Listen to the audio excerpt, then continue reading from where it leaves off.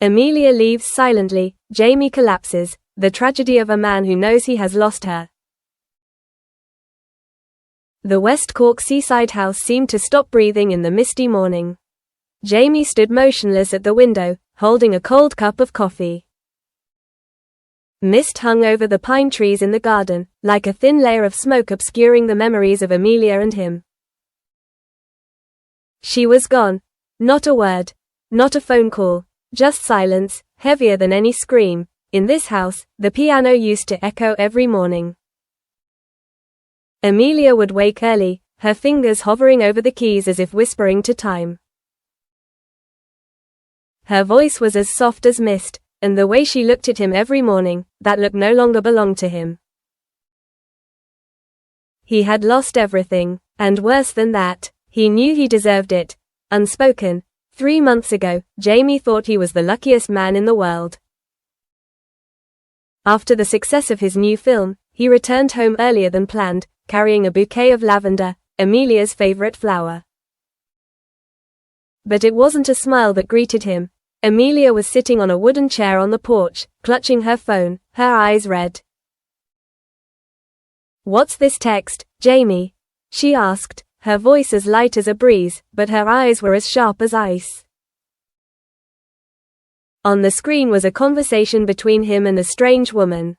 Not overt flirtations, but enough to evoke unpleasant images, excessive compliments, double smile emojis, messages in the middle of the night.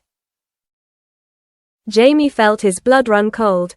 Just talking, I swear, nothing. Amelia didn't scream.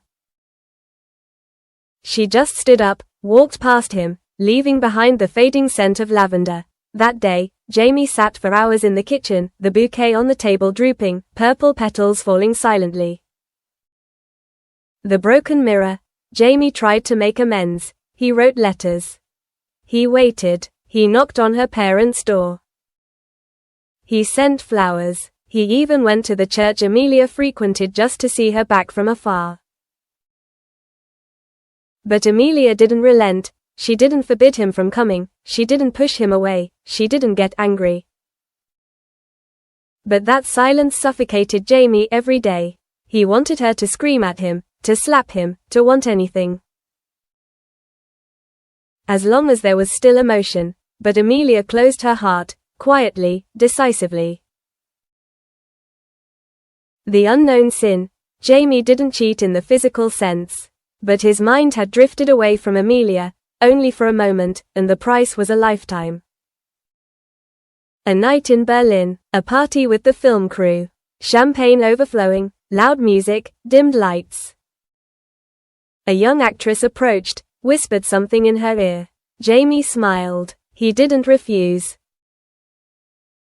He didn't go far either, but he didn't retreat. One step, and he fell. Amelia didn't need hard evidence. The vagueness of his words and the avoidance in his eyes were enough. Trust, once broken, is no longer trust. Reunion. They met again at a charity launch, where Amelia was the guest of honor. Jamie didn't know she was coming, but when their eyes met in the crowd, everything around them seemed to melt away. Amelia wore a blue dress, her hair tied back, her face calm. She talked to everyone as if her life had never been disturbed. Jamie approached. Amelia. She turned around, smiling. Polite. Strange. Jamie. I just wanted to say that I still have everything. The house. The piano. Your favorite seat on the porch. Amelia nodded slightly. Thank you. You're not going back? No. Jamie. I don't belong there anymore. Jamie's heart was broken, but he didn't hold on. He didn't have the right to. Unsent letters. Jamie started writing Amelia letters every week. He didn't send them. He kept them in a small wooden box by his bed. Day 42 since you left. I made coffee but couldn't drink it. You used to say coffee was the saddest when you drank it alone.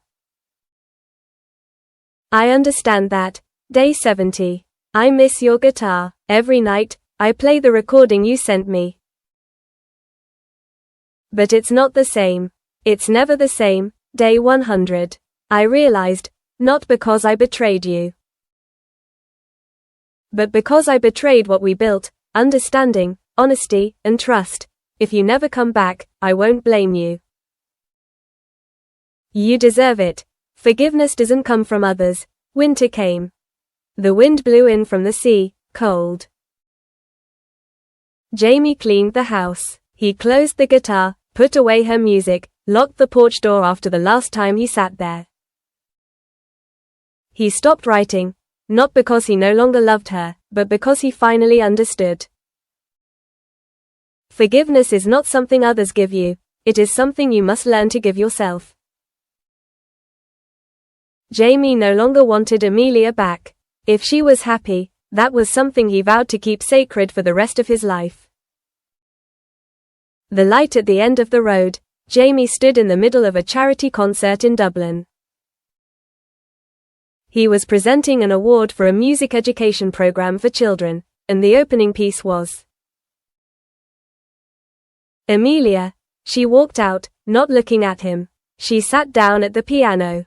Her hands gently played the first notes of the piece she had written for him, the symphony of the first summer. Jamie was silent. No one knew what it meant except them. When it was over, Amelia stood up and bowed. Before she left the stage, she glanced at him, a fleeting glance, not blaming, not loving, just peace.